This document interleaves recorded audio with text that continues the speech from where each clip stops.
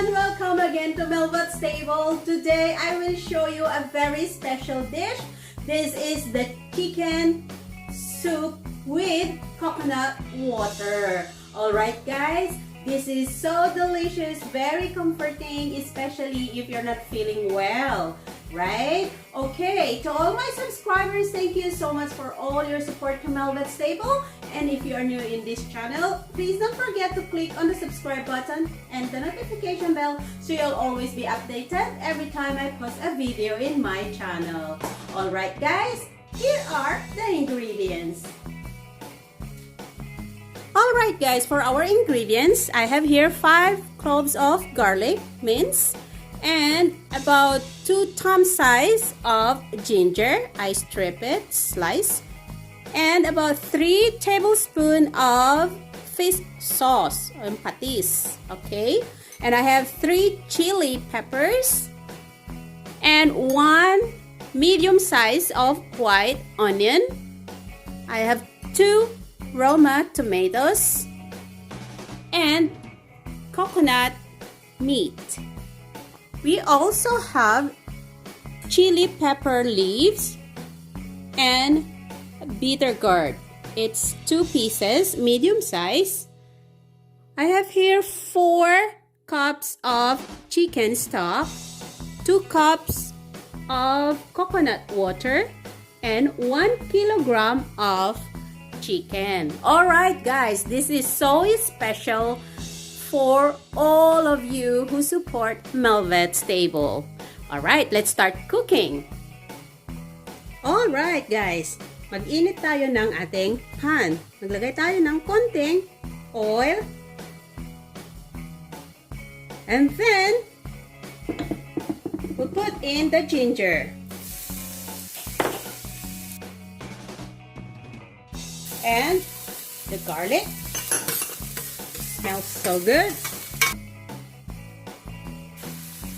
We also put the onion. Konti pang oil. It's not enough. Right? Okay. Now we will put the chicken.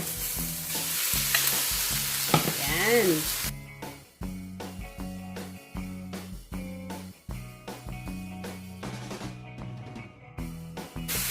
At this point, we can add also ground black pepper. Alright? And our fish sauce.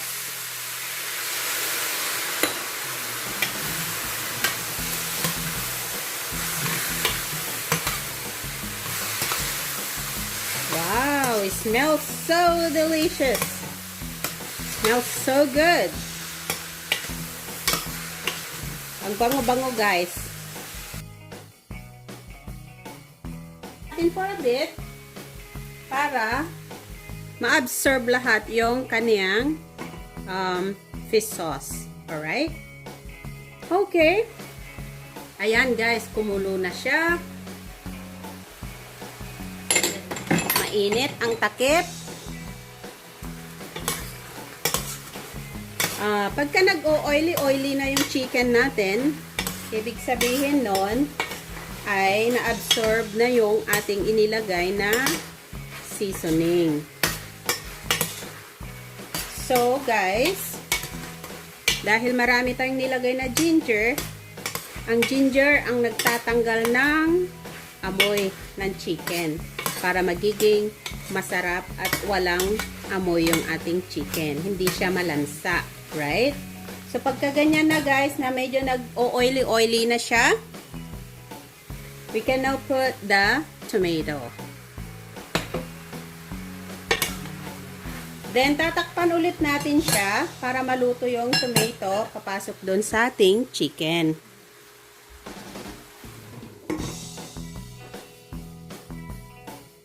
Okay guys, let's check our chicken. Ayan. Lumabas na yung sariling sabaw.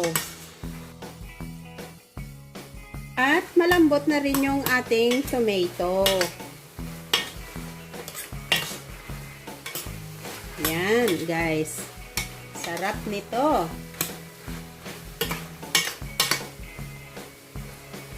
Alright, so pagka ganito na guys, na malambot na yung ating tomato, ilalagay na natin yung ating chicken stock. Yan. And yung ating coconut water. Ginamit ko lang ito guys, yung isang malaking coconut na fresh coconut. Yung sabaw niya, yan ang ipang sasabaw natin sa ating tinola. Kakaibang tinola ito guys. Sigurado pag masamang yung pakiramdam, gagaling kayo nito. Alright guys, so let's just wait hanggang sa kumulo yung ating tinola. Alright guys, luto na yung ating chicken. Maybe about 80% done. Alright, so we can now add our bitter gourd. Look at this. Sa mga bagong panganak, masarap ito para sa inyo guys. This is really good for you. Alright, so we can also put the chili. Right?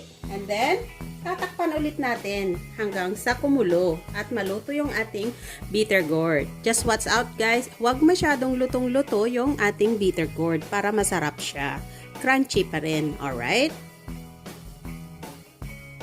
Okay guys, luto na yung ating bitter gourd. I think it's good enough to put in our pepper leaves. There you go. Fresh from my garden.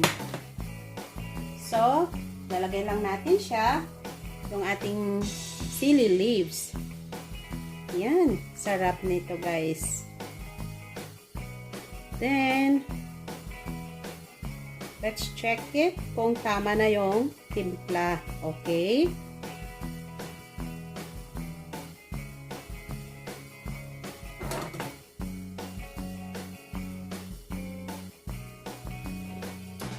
Oh, wow. He's so yummy. So good.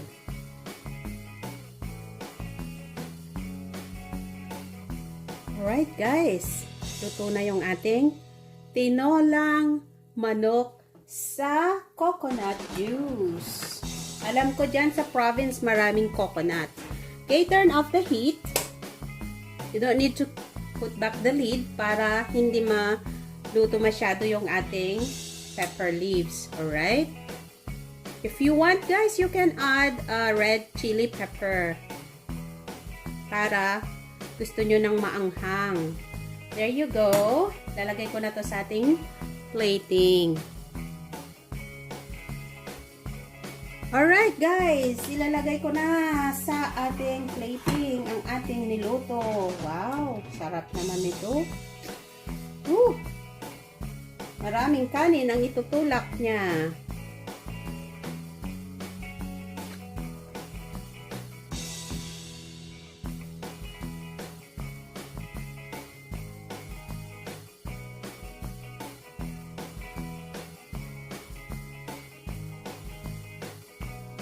Ayan guys. Then, I will put my chili over. Ganon.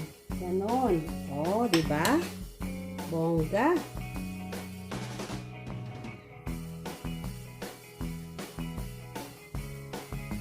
Okay. Okay guys, ito na yung ating ginawa. Jaran! Ang sarap-sarap nito guys. Napaka-social pang bisita. O diba? May bisita kami ngayon. So, to all my subscribers, thank you so much for all your support to Melvet's Table. And if you are new in my channel, please don't forget to click on the subscribe button and the notification bell para lagi kayong updated every time I post a video in my channel.